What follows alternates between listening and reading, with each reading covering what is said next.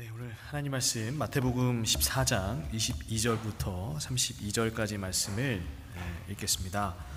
마태복음 14장 22절부터 32절까지 말씀을 제가 33절까지 말씀을 제가 읽겠습니다.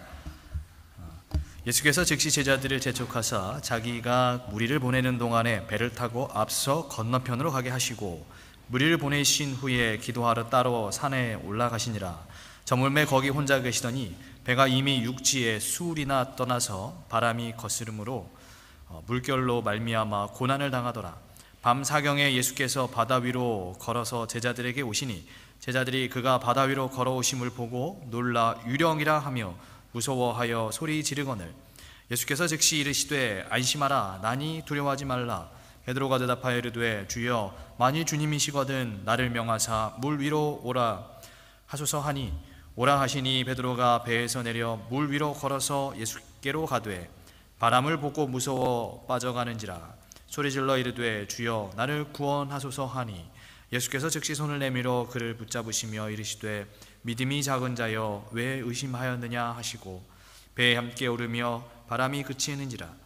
배에 있는 사람들이 예수께 절하며 이르되 진실로 하나님의 아들이로소이다 하더라. 감사합니다. 성도 여러분들 안녕하셨습니까? 네, 행복한 안식일 또 하나님께 드려지는 예배에 참여하신 모든 분들 진심으로 환영합니다. 벌써 2025년의 두 번째 안식일인데요. 많은 기대와 희망으로 시작된 이 2025년 새해에도 모든 분들의 삶과 가정에 축복이 있기를 기도합니다. 아울러 귀한 특창으로 참 하나님께 영광 돌리신 우리 박정호 성도님, 김수리 집사님 가정, 그 가정에 또 아름다운 또 생명이 또 축복으로 예정되어 있음을 기억하시고 아까 말씀했던 것처럼 그 가정을 위해서 기도해 주시고 이 찬미의 가사처럼 예배와 믿음이 있는 가정 될 수 있도록 인도해 주시면 감사하겠습니다. 아울러 오늘 광고 시간에 주보에 적지 못했는데 우리 아시는 우리 차시연 청년이 내일 모레와 그 다음 날 내일과 그 다음 날 내일과 내일 모레 시험이 있다고 합니다. 제가 알기로 마인츠와 드레스덴에 시험이 있는 걸로 알고 있는데요. 잘 좋은 결과 있을 수 있도록 웬만하면 좀 마인츠에 좀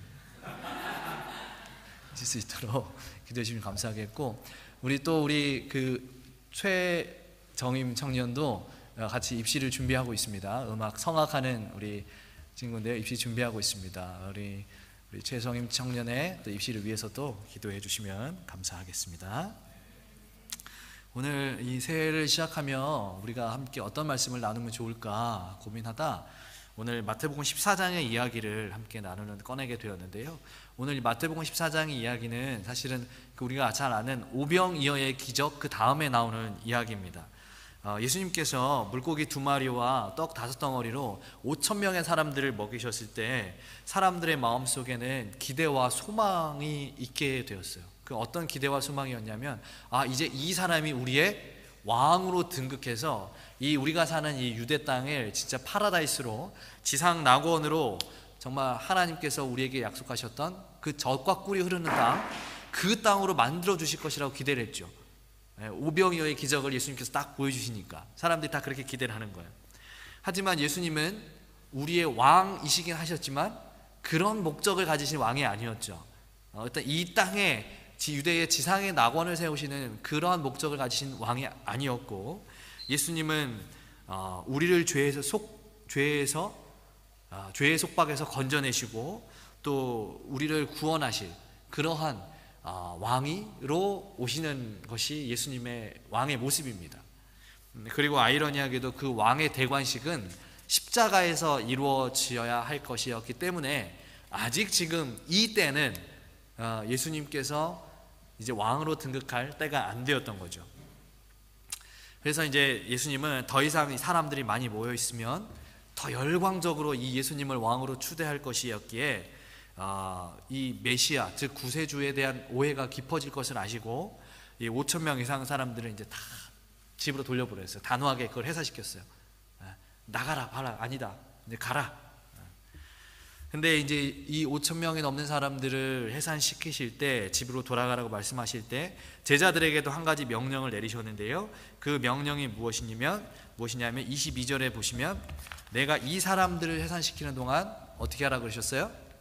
배를 타고 이 갈릴리 건너가라, 갈릴리 바다 건너편으로 빨리 가라 라고 하시는 것이 예수님의 명령이었어요. 그래서 이 제자들이 배를 타고 갈릴리 호수를 건너서 반대편으로 갑니다. 그런데 그 길을 가다 보니까 뭘 만나게 돼요? 밤에 24절에 보니까 폭풍을 만나게 돼요. 네.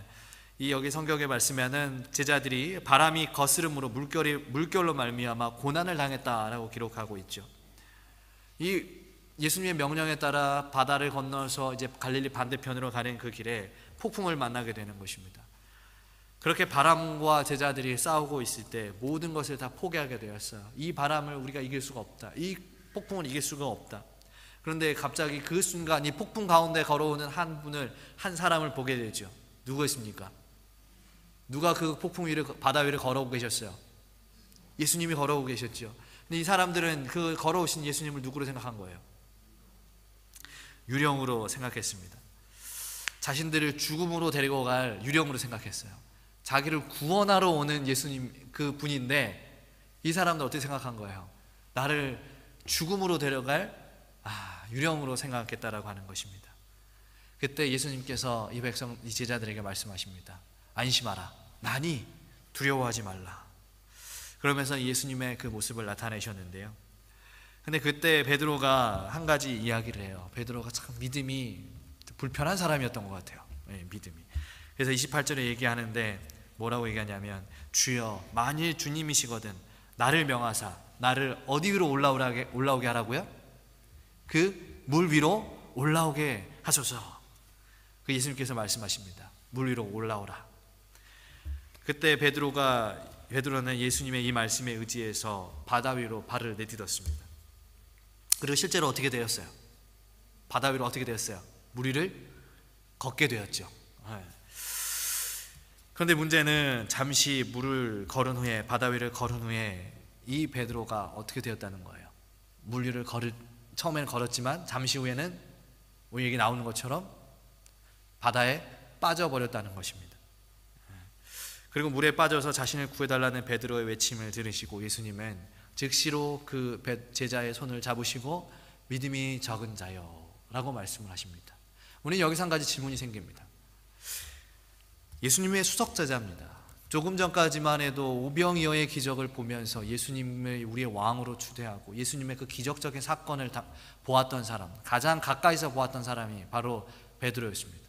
그런데 이 베드로가 이러한 기적들의 이야기를 다 보았음에도 불구하고 왜 그는 믿음이 적은 자일 수밖에 없었던가?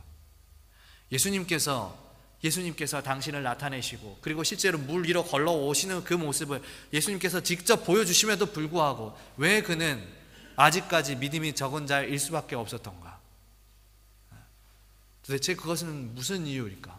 오늘 우리는 예수님의 음성에 따라, 예수님의 말씀에 따라 이렇게 하루를 살아가면서 예수님의 살아계심을 기억하고 예수님께서 우리의 인도하심을 고백하면서 살아갑니다. 그런데 우리는 때때로 어떻게 합니까? 물에 빠지는 경험을 하게 돼요. 왜 우리는 물에 빠지는 경험을 할 수밖에 없는가? 왜 우리는 믿음이 적은 자의 모습을 보일 수밖에 없을까? 오늘 베드로의 모습을 보면서 다가오는 2025년에는 믿음이 적은 자가 아니라 믿음이 가득한 자가 되길 바라면서요, 오늘 그 이야기를 좀 풀어보려고 하는 것입니다. 예수님께서 베드로의 믿음이 작다라고 말씀하신 가장 주된 이유는 30절에 나옵니다. 사실 30절의 말씀은 이렇게 기록했어요. 30절, 바람을 보고 무서워 빠져가는지라, 그렇게 이야기하고 있습니다. 자, 베드로가 지금 바람을 보고 무엇을 느꼈다는 거예요? 뭘 느꼈어요? 바람을 보고요. 두려움, 무서움을 느꼈다는 거죠. 무서워서 어떻게 했다는 거예요? 빠졌다는 거예요. 베드로가 빠진 이유가 뭐예요? 바람을 보고 뭐 한 거예요? 무서워서 빠졌다는 거예요. 그런데 그 무서움을 느낀 시점이요, 보니까 우리 여기 말씀 보니까 물에 빠져서 완전히 잠기고 난 후입니까? 아니면은 물에 빠져서 완전히 잠기기 전인 것 같습니까? 여러분 어떤 것 같아요? 전자의 후자예요. 완전히 빠진 다음에 이 사람이 무서움을 느꼈습니까? 아니면은 빠지는 중에 무서움을 느꼈습니까? 빠지는 중에. 그렇죠? 오늘 말씀 자세히 보시면 물에 빠졌다라고 얘기하지 않고 뭐하고 있다 그랬어요? 빠져가는 지라. 이 말은 물에 완전히 잠겼다는 뜻이 아니죠. 물에 완전히 잠겼다는 뜻이 아니에요. 그 엘렌 화이트 이 부분에 대해서 이렇게 주석하는데, 시대소망 보면 물결이 그를 삼키려 할 때 베드로가 무서움을 느꼈다 그랬어요. 그럼 물이 나를 완전히 삼키려 할 때면 아직 나를 삼킨 거예요? 안 삼킨 거예요? 안 삼킨 거예요. 더군다나 여러분, 우리가 이야기의 그 어떤 맥락을 보면 이 사람이 바람을 보고 무서움을 느꼈다 그랬는데, 여러분 물에 완전히 잠긴 사람이 바람을 볼 수 있어요, 없어요? 그런 능력 가질 수 있습니까? 물에 완전히 잠겼는데 바람을 볼 수가 없죠. 즉 베드로는 무서움을 느꼈을 때는 요나처럼 물에 완전히 잠겨 있을 때가 아니었고, 나의 생명이 이제 끝일 거라고 하는 그런 생각에 무서워하는 것이 아니었고, 어쩌면 살아날 확률이, 물 밖에서 살아날 확률이 더 컸을 때, 아직 나의 죽음이 아직 100%가 되지 않았을 때 그는 무엇을 보고 무서움을 느낀 거예요? 바람을 보고 무서움을 느꼈다라고 하는 것입니다. 다시 말씀드리면 베드로는 맹렬하게 부는 바람과 파도를 보면서 무엇을 한 것입니까? 물에 빠져가는 나야, 그리고 저기서 멀리서 불어오는 바람과 그 파도 보면서 자기가 뭘 생각한 거예요? 미리 예측한 거예요. 예측. 이 바람과 이 파도면 나는 이제 뭐 하겠구나? 죽겠구나. 나는 물에 빠져서 죽겠구나. 이 바람과 이 파도가 내 생명에 위협이 되고 나를 고통스럽게 만들겠구나. 미리 뭐 한 거예요? 예단한 거예요. 나는 이제 곧 죽겠구나 생각한 거예요. 나는 아직 죽지 않았어요. 아직 물에 완전히 잠기지도 않았어요. 근데 이 바람과 이 파도를 보니까 나는 뭐 하겠다라고 생각한 거예요? 죽겠구나. 그래서 바람을 보고 뭐 하는 거예요? 무서워서 이제 그러한 생각을 가지게 되는 것입니다. 이것이 마치 무슨 이야기가 같냐면, 우리 민수기 13장에 보면은 이 가나안을 정탐하는 12명의 그 정탐꾼 이야기가 나옵니다. 그 정탐꾼들의 이야기 중에 12명 중에 10명은 어떻게 했습니까? 그 10명, 좋게 보고했던 2명 말고 나머지 10명은 어떤 보고를 했어요? 저기 가보니까 누가 있어요? 기골이 장대한, 키가 엄청나게 큰 안악자손이 있어요. 그 안악자손을 보니까 우리가 그 사람과 싸우면 어떻게 될 것 같은 거예요? 우리는 저 사람들하고 이거 상대도 안 된다. 우리는 밥이다. 이렇게 생각했잖아요. 아직 싸워보지도 않았는데 뭐 한 거예요? 미리 뭐 한 거예요? 상황과 환경, 내 눈에 보이는 것만 보고 뭐 하는 거예요? 예측한 거예요. 예단한 거예요. 아직 그렇게 경험해보지 않았는데. 지금 베드로가 그런 것입니다. 근데 여러분, 중요한 것은 베드로가 아직 당하지도 않은 일, 경험하지도 않은 일, 그런 일을 아직 죽지 않았는데도 불구하고, 또 더군다나 내 앞에 지금 예수님께서 계심에도 불구하고 내가 그렇게 죽어가는구나 라고 생각했었던 이유, 그리고 자기가 그렇게 결론을 내는 것은 어디서부터 나온 결과입니까? 무엇을 가지고 그 사람은 내가 죽겠구나 라고 생각했던 거예요? 무엇을 가지고? 이 파도, 이 바람이면 나는 살 수가 없어, 나는 죽을 거야 라고 생각했던 것은 무엇에 의한 결과예요? 자기의 뭐예요? 경험이에요. 자기의 경험, 자기의 생각. 여러분 아시는 것처럼 베드로는 어디에 살던 사람이었습니까? 베드로 어디에서 뭐 하던 사람이었어요? 어부였는데 어디서 물고기 잡던 사람이었어요? 이 바다예요. 지금 베드로가 빠져 죽어가는 바다예요. 이 바다에서 평생을 물고기 잡던 사람이에요. 그러면 이 갈릴리 호숫가는 이 베드로 손바닥 다 안에 있어요. 베드로가 다 알아요. 너무 잘 알아요. 그런데 그렇게 너무 잘하니까 뭐 하는 거예요? 자기 스스로 뭐 한 거예요? 판단을 하는 거죠. 예측을 하는 거예요. 이 정도, 이 바람, 이 파도면은 내가 살아날 수가 없다. 그래서 그는 자신의 경험에 빗대어서 미리 예측하고 미리 결론을 내리게 된 것입니다. 내가 여기서 평생을 살아본 결과 이거는 바뀔 수가 없다라고 생각하는 거예요. 근데 앞서 말씀드렸던 것처럼 지금 그 앞에는 누가 있습니까? 누가 계셔요? 예수님께서 그 물 위에 올라가 계셔요. 물 위를 걷고 계셔요.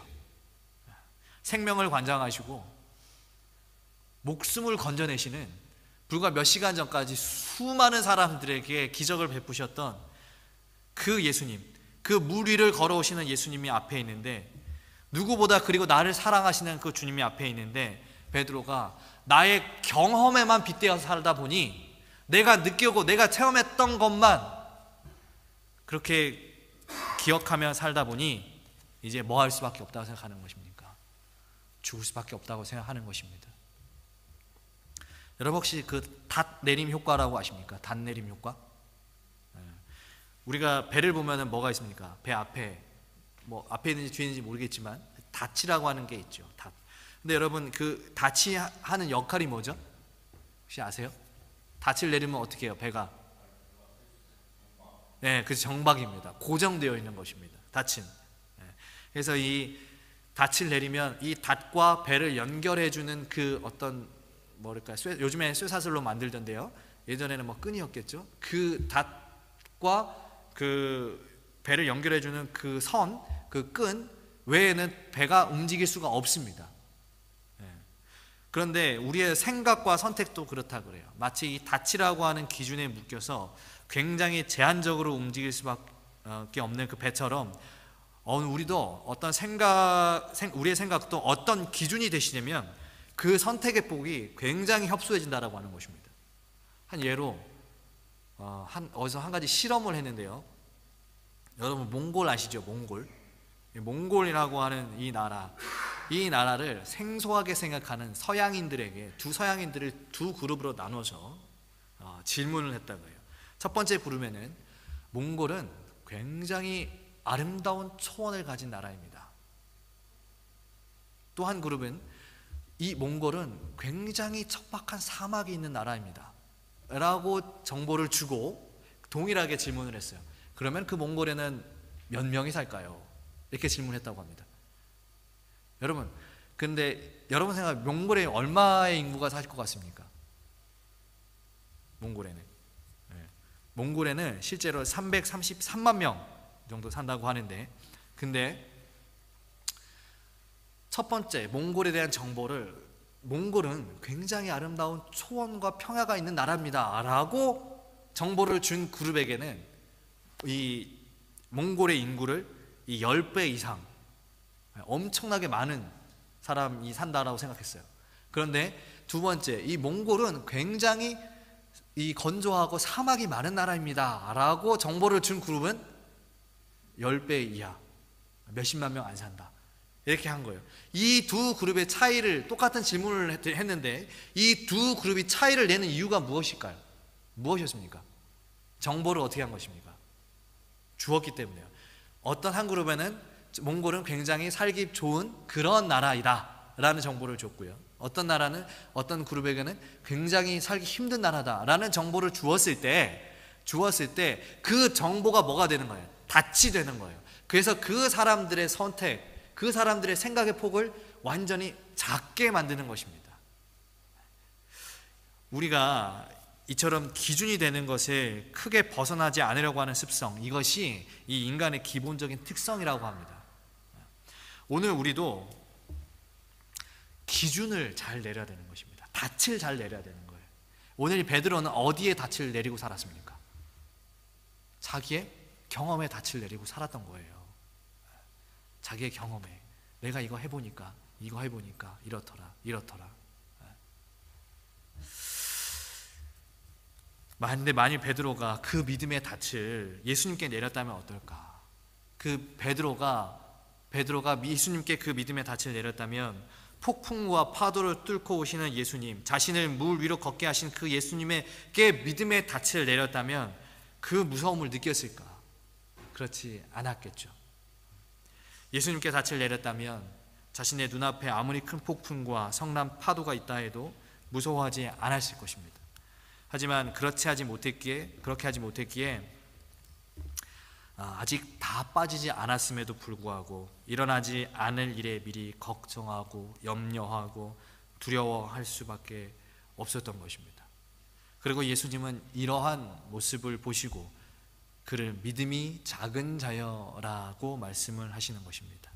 오늘 우리도 마찬가지입니다. 오늘 우리는 무엇을 의지하면서 살아갑니까? 우리의 하루하루의 선택, 우리 머릿속에 생각하는 것들, 여러분 무엇을 의지하면서 살아가십니까? 우리가 의지하고 우리가 닻을 내려야 할 분은 예수님인데, 혹시 내가 그동안에 과거에 생각했던 경험들, 생각했던 내가 배웠던 지식들, 이것들에 의해서 우리의 삶을 방향을 결정하고 이러한 것들에 의해서 우리의 선택이 되어 있지는 않는지, 우리의 선택의 폭이 우리의 경험에 의해서만 되어 있지는 않는지 우리가 생각해 봐야 하는 것입니다.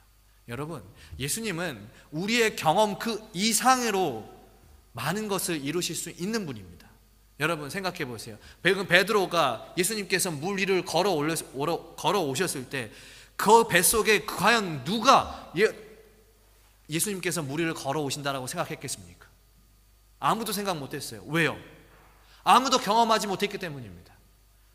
5,000명 넘는 사람의 배가 고파가지고 하루 종일 말씀 듣다가 배가 고파가지고 이렇게 굶주리고 있을 때 예수님께서 그 도시락 하나로 그 사람들을 먹일 수 있다는 생각을 누가 해보았겠습니까? 아무도 못했어요. 왜요? 아무도 그 일을 경험해보지 않았기 때문입니다. 예수님은 그런 분입니다. 우리가 경험했던 것들, 우리가 생각했던 것들, 우리가 상상했던 것들, 그 이상으로 우리의 삶에 많은 것들을 이루시는 분이 바로 예수님이라는 거예요.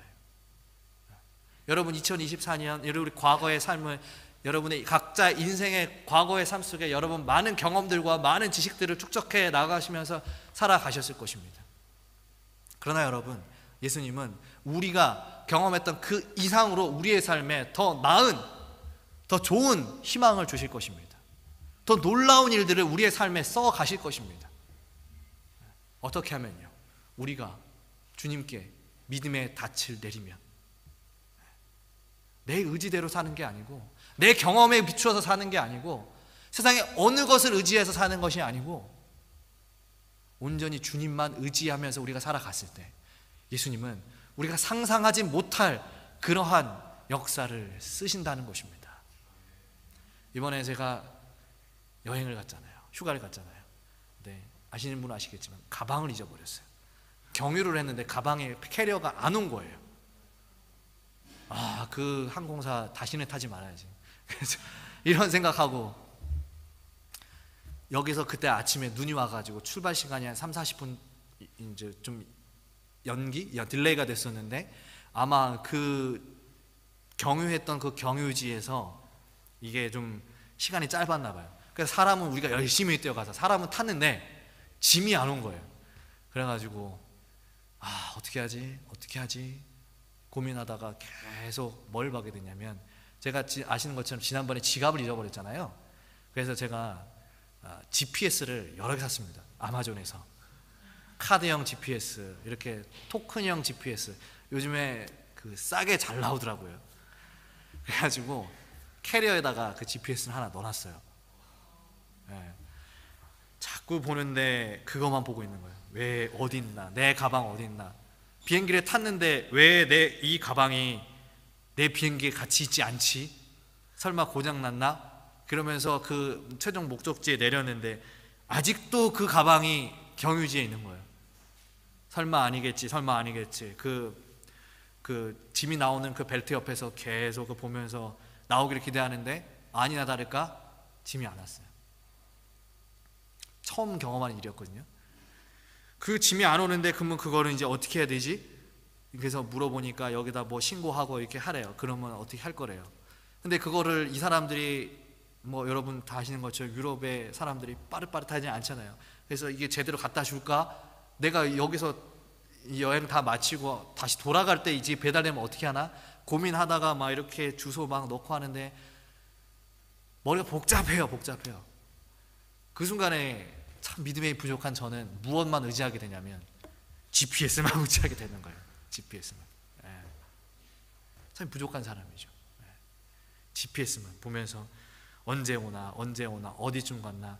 또 이게 이제 출발을 했는데, 그 경유지에서 출발을 했는데 우리가 생각했던 루트로 안 와요. 갑자기 비행기를 여기 왔다가 저기 갔다가 다른 도시 갔다가 막 이렇게 거쳐서 오더라고요. 그러면서 이제 계속 그것만 보게 되는 모습을 이제 보게 됐죠. 그 모습 보면서 마음 한편으로는 그래도 GPS가 있으니까 마음에 좀 평안은 얻었구나. 이 GPS를 의지하게 되는데, 또 마음 한편으로는 집사람이 계속 그런 얘기예요. 아니 그거 있어가지고 그것만 신경 쓰느라고 아무것도 못한다. 약간 그런 식으로도 얘기를 하더라고요. 이게 믿음이 작은 자의 모습인 것입니다. 오늘 우리가 살아갈 때 하나님 외에 어떤 다른 것을 의지하면서 저희가 짐을 찾기 위해서 하나님께 기도하고 하나님께 매달리는 그러한 시간보다는 하루 종일 GPS가 언제 오나 이런 모습, 내 경험과 GPS면 해결이 될 거야 라고 생각하는 이 부족한 사람의 모습이 인간의 모습이라는 거예요. 근데 여러분 오늘 우리는 이제 새로운 더 나아가는 2025년은 더 나아가는 믿음을 가지고 온전히 주님만 의지하면서 나아가는 성도님들 되시기를 간절히 기도합니다. 여러분, 우리가 기억해야 할 것은 예수님을 바라보던 그 고개를 돌려서 사단이 부는 바람을 보게 되었을 때 어떻게 됐어요? 베드로가 빠지게 되었습니다. 사단이 부는 바람을 보게 되었을 때, 그때 저 멀리서 이 가까이서 불어오는 그 바람을 이 베드로가 보게 되었을 때 자기의 경험을 의지하게 됐고 자기의 노하우를 의지하게 되었어요. 예수님을 바라보면서 물 위를 걷던 그 베드로가 바람을 보게 되었을 때, 나의 경험과 나의 의지를 바라보게 되었을 때는 그 가운데서 빠질 수밖에 없었다는 거예요. 여러분 기억하셔야 됩니다. 주님께 닻을 내리고 살아가는 사람은 거센 폭풍이 몰아와도 나를 집어 삼킬 만한 거대한 바람과 파도가 나의 앞을 가로막는다 해도 그 파도와 바람 위를 걸을 수가 있는 것입니다. 그것이 우리의 인생에서 한 번도 겪어보지 않은 일일지라도, 나의 경험과 완전히 반대되는 그런 일일지라도 예수님은 그 역사를 쓰신다는 사실을 여러분 반드시 기억하시길 바랍니다. 그렇다면 오늘 우리는 예수님께 닻을 내리면서, 그 믿음의 닻을 내리면서 살아야 하는데, 그렇다면 오늘 우리는 어떻게 그 닻을 내릴 것인가? 어떻게 믿음의 닻을 예수님께 내릴 것인가? 믿음의 닻을 예수님께 내리기 위해서 우리가 해야 할 일은 무엇인가? 오늘 이야기에서 베드로가 자신의 경험에 의지하여 자신의 노하우에 닻을 내렸다는 이야기를 말씀드렸는데, 그가 물에 빠졌다가 다시 건져지고 나서 다시 이제 배에 오른 후에 33절에 보시면은 베드로를 비롯해 그 배에 있던 모든 사람들이 예수님께 절하며 예수님은 하나님의 아들이소이다 이렇게 고백하는 이야기가 나와요. 여기서 절을 한다라고 하는 것은 완전한 복종과 순종을 의미하는 거예요. 이제 나는 예수님의 말씀대로 살겠습니다. 예수님의 뜻대로 살겠습니다. 예수님께 완전히 내 믿음의 닻을 내리면서 내 경험, 내 의지, 내가 그동안 배웠던 것들, 내 지식들, 그런 것들은 이제 바울이 얘기했던 것처럼 다 배설물로 여기면서 이제 하나님만 믿으면, 예수님만 믿으면 살겠습니다 라고 표현하는 그 표현의 방법이 뭐냐면 절을 하는 거예요. 절. 당신은 하나님의 아들입니다 라고 말하면서 절을 하는 거예요. 근데 여러분, 여기서 이 베드로가 이제 자신의 그 잘못했던, 눈을 돌려 자신의 경험을 의지했던 자신의 죄를 인정하면서 물에 빠져갈 때 베드로가 뭐라고 했냐면 주여 나를 구원하소서라고 이제 외쳤어요. 근데 우리가 이 이야기를 자세히 보면 베드로가 아까 말씀드렸던 것처럼 믿음이 부족하여 믿음이 작은 자가 되었다가 다시 예수님에 의해서 건져내어서 이제 예수님을 완전히 의지하는 사람으로 자기가 살겠다라고 고백했을 그 사이에 베드로가 한 것은 무엇인가? 베드로가 할 수밖에 없었던 것, 베드로가 유일하게 했던 것은 무엇인가? 딱 하나밖에 없어요. 그게 무엇일까요? 30절에 소리질러 이르되 주여 나를 구원하소서. 그러니까 31절에 어떻게 됐어요? 예수께서 즉시 손을 내밀어 그를 붙잡으셨습니다. 여러분, 믿음이 없었던 베드로가, 자기의 경험과 자기의 노하우만 믿고 살아갔던 그 베드로가 그렇게 물에 빠져 죽어가고 있을 때 베드로가 할 수 있었던 건 뭐밖에 없었다고요? 소리 지르는 거예요. 뭐라고 소리 지르는 거예요? 주여, 나를 구원하소서. 이 한마디 외에는 베드로가 할 수 있는 것은 아무것도 없었습니다. 그 거센 폭풍과 바람, 베드로가 이길 수 없었어요. 다 포기했죠. 그런데 그 앞에 계신 예수님 바라보면서, 예수님, 저를 구원하여 주시옵소서. 이 한마디 했을 때 예수님께서 어떻게 하셨다는 거예요? 즉시 손을 내밀으셨다는 거예요. 우리가 이 성경의 원래 이 글이 쓰여진 원래 언어로 보면은, 언어의 문법으로 보면은 베드로가 주여 나를 구원하소서, 이 말은 명령어로 쓰였다고 했어요. 명령어. 근데 여러분 생각해 보세요. 베드로가 예수님한테 명령을 내릴 수 있는 그런 존재인가요? 여러분, 명령은 누가 누구한테 하는 거예요? 예수님이, 아니, 예를 들면 높은 사람이 밑에 사람한테 명령하는 거죠. 예수님이 베드로에게 명령하셨던 건 이해가 가지만 베드로가 감히 어떻게 예수님께 명령을 내릴 수가 있어요? 내릴 수가 없죠. 근데 원래 이 헬라어의 그 명령어 문법에는 뭐가 포함되어 있냐면 간절함이 포함되어 있어요. 예수님, 저 무조건 살려주셔야 됩니다. 예수님, 제가 잘못했습니다. 내가 그동안 의지하고, 내가 그동안 바랬던 것들, 내가 그동안 내 경험을 의지하며 살았는데 예수님, 저 잘못했습니다. 예수님, 저를 살려주십시오. 이 명령어 문법에는 이 간절함이 들어가 있는 거예요. 간절함. 그냥 아무런 의미 없이, 그냥 너무 가볍게, 어떤 의지 없이 예수님, 저 살려주세요. 이게 아니에요.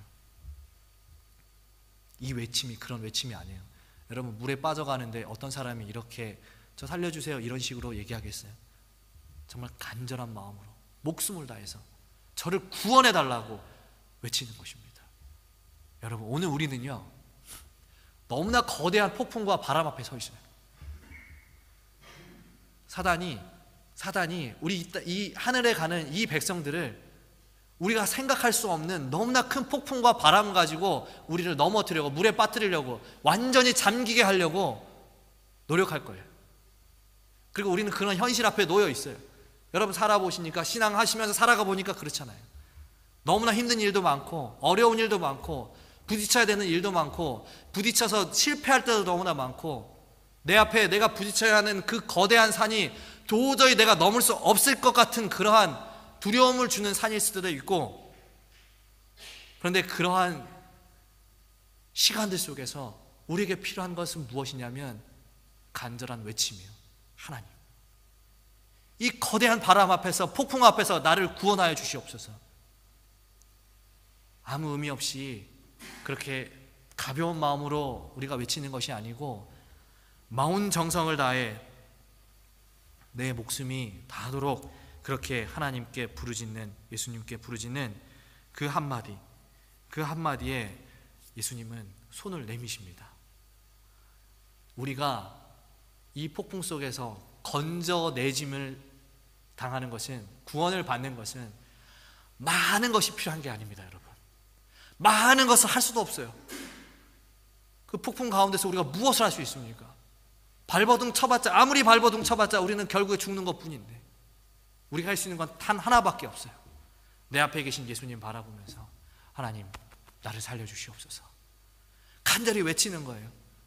힘을 다하여, 내 젖먹던 힘까지 다해서 그렇게 간절하게 우리가 예수님을 부르짖을 때, 그 예수님 부르짖을 때 예수님은 우리의 손을 붙잡으실 것입니다. 21절, 예수께서 즉시 손을 내밀어 그를 붙잡으셨다. 예수님께서 그 즉시 손을 내밀어 그를 붙잡으셨다.